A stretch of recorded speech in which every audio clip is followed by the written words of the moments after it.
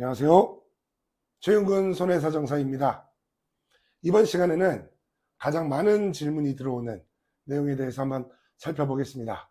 바로 보험사에서 말하는 계약 전 알릴 의무가 무엇인지, 그리고 계약 전 알릴 의무를 위반하였을 때는 어떻게 되는 것인지, 그리고 그 해결법은 정령 없는 것인지에 대해서 한번 살펴보겠습니다. 앞에서 질문해 주시는 내용들에 성심껏 답변 드리도록 하겠습니다. 계약 전 알릴 의무 위반에 대해 설명해 주세요. 네, 먼저 계약 전 알릴 의무라는 것은 보험회사와 고객이 보험 계약을 체결하는 경우에 쓰이는 표현인데, 말 그대로 계약을 하기 전에 고객이 보험사에 알려야 하는 의무를 말합니다. 상법에서는 고지 의무라는 표현을 쓰고 있는데, 어쨌든 알려야 하는 주체는 고객이 되는 거죠. 다음으로 알려야 하는 내용은 뭐가 있는지, 뭘 그렇게 보험사가 알고 싶은 건지를 알아보면 그때 달라지는 내용이 아니고 보험 청약서에서 질문하는 내용을 말합니다. 보험 청약서를 보시게 되면 3개월, 1년, 5년의 기간 동안 각각 의사로부터 진료를 받았거나 입원을 했거나 수술을 했거나 혹은 투약 치료를 받은 사실이 있는지, 이런 병력에 대한 질문을 하게 됩니다. 이 내용이 바로 계약 전 알릴 의무가 되는 것이며, 이 외에 계약 후 알릴 의무와 함께 보험에서 유일하게 고객이 부담하는 의무가 됩니다. 보험회사가 고객들한테 갖는 많은 의무가 있는 반면에 고객은 딱 이것만 잘 지켜주면 돼요. 때문에 계약 전 알릴 의무를 위반하게 되면 그건 사실상 누가 와도 고객들을 도와드릴 수가 없습니다. 그럼 계약 전 알릴 의무를 위반하면 어떻게 되나요? 보험약관에서는 계약 전 알릴 의무 위반을 하였을 경우에는 보장을 제한하거나 계약을 해지할 수 있다고 명시되어 있습니다. 예를 들어서 보험 가입 전에 고혈압이 있었는데 이를 고지하지 않고 보험을 가입했어요. 그리고 보험 가입 후에 고혈압으로 치료를 받고 보험금을 청구했어요. 그럼 보험사에서는 보험금을 주지도 않을 뿐더러 계약도 해지시켜버립니다. 이것이 바로 계약 전 알릴 의무 위반의 효과입니다. 때문에 기왕이면 계약 당시에 정확히 알리는 것이 중요하겠죠. 그럼 계약 전 병력을 알리지 않은 경우라면 무조건 보험금은 못 받고 계약은 해지가 되는 건가요? 아니요, 꼭 그렇지는 않습니다. 보험약관에서는 계약 전 알릴 의무를 위반했다 하더라도 몇 가지 고객의 면책 사유를 두고 해지하지 못한다고 정해뒀습니다.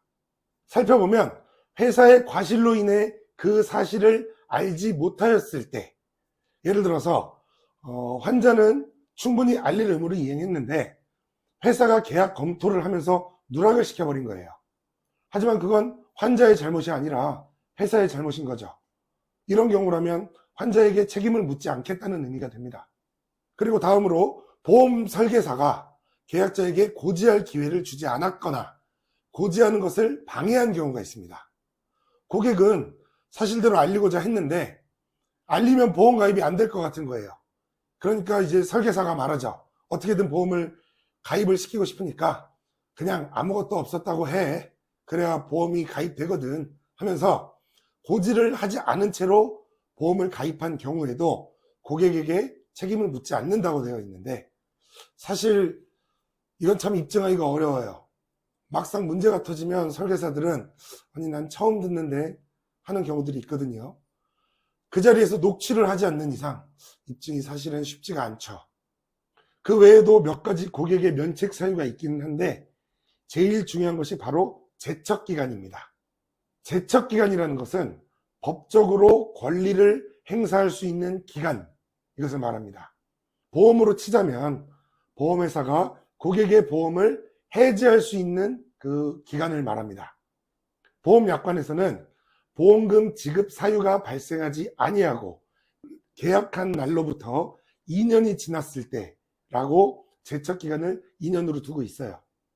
쉽게 말하면 아프지도 않고 다치지도 않고 2년이 지났다면 계약 전 알릴 의무를 위반했다 하더라도 해지할 수 없다는 겁니다. 그런데 보험약관보다 위에 있는 상법이 있습니다. 계약 전 알릴 의무는 상법에서 말하는 고지 의무와 같은 맥락이에요. 그리고 상법에서는 고지 의무를 위반했을 경우에 제척 기간을 3년으로 두고 있습니다. 무슨 말이냐면 방금 말씀드렸듯이 보험금 지급 사유가 발생하지 아니하고 2년이 지나면 해지를 못하는데, 만약에 2년이 지나기 전에 보험금 지급 사유가 발생했다면 상법을 적용해서 3년 이내에는 보험을 해지할 수 있다는 말이 됩니다. 이걸 또 반대로 얘기하면 보험을 가입하고 3년이 지났다면 보험금 지급 사유가 발생했든 아니든 에 관계없이 해지를 못한다는 말이 되기도 하거든요. 이러한 경우들에는 제 아무리 계약 전 알릴 의무 위반을 했다 하더라도 보험사에서는 보험을 해지할 수가 없습니다. 그럼 어떤 경우에 손해사정사님이 필요할까요? 일단 보험금 지급 사유가 발생했을 때부터 손해사정사에게 검토를 받아보신 후에 보험금을 청구하는 것이 아무래도 가장 안전한 방법일 것이고, 그렇지 않다면 보험금을 청구했는데 보험사에서 계약 전 알릴 의무 위반이 확인돼서 보험금을 지급할 수 없다, 그리고 또 보험을 해지한다, 이런 통보를 받았을 때 이제 저희 쪽에 문의를 해주시면 이것이 보험약관에서 정하는 고객의 면책 사유에 해당되지 않는 것인지, 또는 계약 전 알릴 의무 위반 내용과 이번에 진단된 내용이 과연 인과관계가 있는지를 따져보고 보험회사가 과연 적법하게 정당하게 심사한 것인지 저희가 한번 판단해 드리도록 하겠습니다. 좋은 정보 정말 감사드리고요. 마지막으로 해주실 말씀 있을까요?